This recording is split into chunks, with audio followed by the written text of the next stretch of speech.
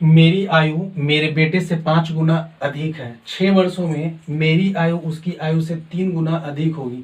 2 वर्षों के बाद हमारी आयु क्या? देखिए यहाँ पर ऑप्शन क्या दे दिया, ऑप्शन में दे दिया 26 वर्ष और 12 वर्ष।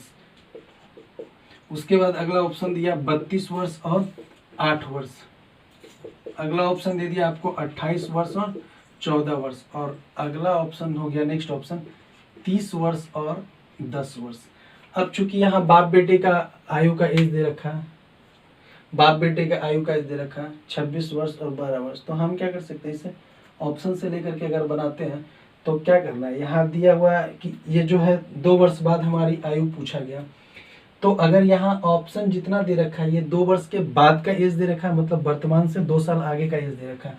तो अगर हम वर्तमान एज की बात करें, चलिए अगर हम ऑप्शन नंबर ए उठाते हैं, अगर इसे उठाते हैं, ऑप्शन नंबर ए लेते हैं, तो 26 साल और 12 साल, ये 2 वर्ष के बाद का एज दे रखा है। तो 26 में से 2 गया तो कितना हो गया, 24 हो गया, और ये कितना हो जाएगा, 10 हो जाएगा। अब आप यहाँ चेक करके देख लो कि मेरी आयु मेरे बेटे की आयु से मेरी आयु बेटे की आयु से 5 गुनी है। तो देखो 10 25 कितना होता है, 50 होता है, यहाँ 24 हो रहा है। यानी ये वाला जो ये जो कंडीशन है, ये कंडीशन यहाँ अप्लाई नहीं हो रहा। अगर हम इस ऑप्शन को देखते हैं तो यहाँ 2 वर्ष बाद का ऑप्शन दे रखा है, तो ये कितना हो जाएगा, 26 हो गया, और ये कितना हो गया, 12। देखिए ये भी 12 का 5 गुना नहीं है, तो ये भी ऑप्शन नहीं होगा। अगर हम 30 और 10 को ले लेते हैं तो ये कितना हो जाएगा, 28 हो जाएगा, और ये कितना हो जाएगा, 8 हो जाएगा। ये भी इसका 5 गुना नहीं है, यानी ये भी ऑप्शन नहीं होगा। अगर हम इस ऑप्शन की बात करते हैं तो यहाँ देखो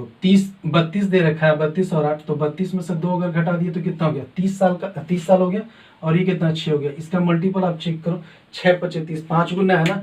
और अब क्या बोल रहा है कि 6 वर्ष के बाद उसकी आयु, पहला ही कंडीशन अगर यहाँ फेल था, ये इन सब में पहला कंडीशन ही अगर फेल था तो हम सेकंड कंडीशन नहीं देख रहे थे, लेकिन यहाँ क्या पहला कंडीशन काम कर रहा है, तो सेकंड कंडीशन भी देखते हैं। 6 वर्ष के बाद बोल रहा है, तो 6 वर्ष के बाद इसका एज कितना हो जाएगा, 36 हो जाएगा, और ये 6 के बाद कितना हो जाएगा, 12 हो जाएगा। देखो यहाँ 3 गुना और ये 5 गुना, यानी ये पूरा फुल फिल काम कर रहा है। तो ये क्या होगा, मेरा आंसर हो जाएगा, ठीक है।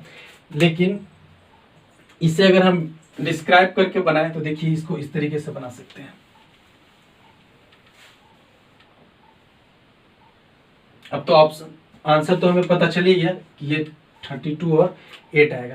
अब अगर हम क्वेश्चन के अकॉर्डिंग करते हैं तो यहाँ देखो क्या दे रखा है, बेटे और बाप का एज बोल रहा है कि 5 गुना है। अगर हम बाप का एज, बेटे का एज लिख ले 1, तो बाप का एज कितना हो जाएगा, 1:5 के रेशियो में हो जाएगा। यानी ये बेटे का एज हो गया और ये हो गया बाप का एज, 1:5 के रेशियो में हो गया। अब ये बोल रहा है कि 6 वर्ष बाद मेरी आयु मेरे बेटे की आयु से 3 गुना अधिक हो जाएगी। तो बेटा का अगर 1 रख लेते हैं तो इसका रेशियो कितना हो जाएगा, 1:3 हो जाएगा। बाप 3 गुना हो गया, कितने साल के बाद, 6 साल के बाद।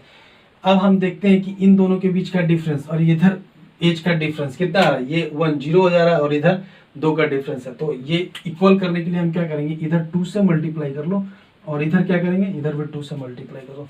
तो रेशियो कितना हो जाएगा, ये पहले वाला हो गया 1:5, दूसरा कितना हो गया 2:3 दूना 6। अब यहाँ के बीच का डिफरेंस देखो, 1 और 2 के बीच का डिफरेंस 1 और 5 6 के बीच का डिफरेंस 1, यानी इधर भी 1 और इधर भी 1 से। अब इसी 1 का वैल्यू कितना दे रखा है, 6 दे रखा है, चूंकि बोला 6 वर्षों के बाद।